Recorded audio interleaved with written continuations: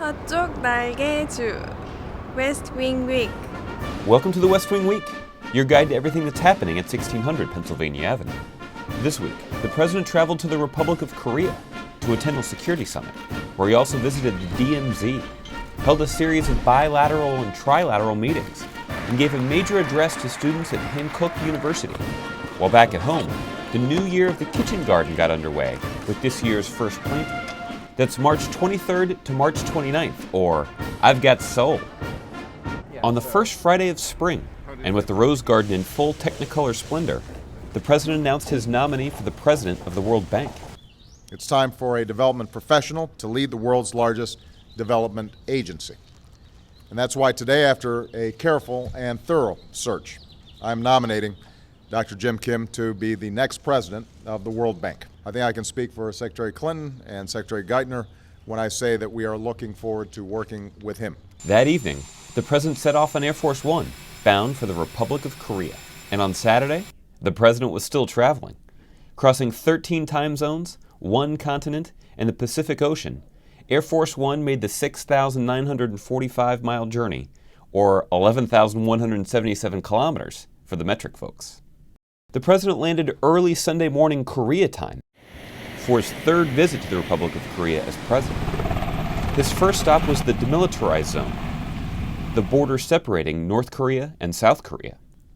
He met with American and Korean troops serving on the Korean peninsula and saw North Korea firsthand. You guys are at freedom's frontier. When you think about the transformation that has taken place in South Korea during my lifetime, it is directly attributable to this long line of soldiers, sailors, airmen, Marines, Coast Guardsmen. We're grateful to you. We're proud of you.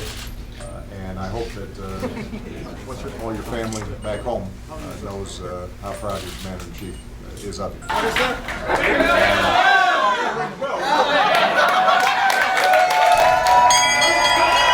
In the afternoon, the president sat down for the first of many bilateral meetings during his Korean sojourn with Prime Minister Erdogan of Turkey. Next was a bilateral meeting and a joint news conference with his host, President Lee of Korea, at the Blue House, where they consulted on goals for the Nuclear Security Summit and reaffirmed our strong alliance and relationship. Then, they sat down to dinner, capping off the first of 3 historic days in Seoul. On Monday, the president marked the beginning of the 2-day Nuclear Security Summit with a speech, laying out the central purpose of his visit to the students of Hankuk University of Foreign Studies. So our shared future and the unprecedented opportunity to meet shared challenges together is what brings me to Seoul. Over the next 2 days, under President Lee's leadership, more than 50 nations will mark our progress toward the goal we set at the summit I hosted 2 years ago in Washington, securing the world's vulnerable nuclear materials in 4 years so that they never fall into the hands of terrorists. The president then sat down for discussions with the presidents of the Russian Federation, Kazakhstan, and the People's Republic of China before marking the official beginning of the 2012 Nuclear Security Summit.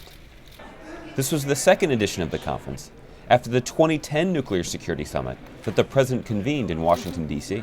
Meanwhile, back at home and halfway across the globe, the First Lady was just getting started with her day, her week, and the 4th annual kitchen garden planting on the south lawn of the White House, with help from students from North Carolina, Pennsylvania, Iowa, and Girl Scout Troop 60325 from New York. Meanwhile, back in Korea, the summit was now in full swing, with the first plenary session underway, and then a break for the so-called family photo, with the leaders of the nations participating in the Nuclear Security Summit. The president stood alongside the presidents of Russia and Kazakhstan for a trilateral announcement on their progress on a joint operation to clean up the STS nuclear test site in Kazakhstan. He then met with Prime Minister Gilani of Pakistan before bidding farewell to the Republic of Korea with a final goodbye to U.S. troops there, thus beginning the 15-hour journey eastward toward home.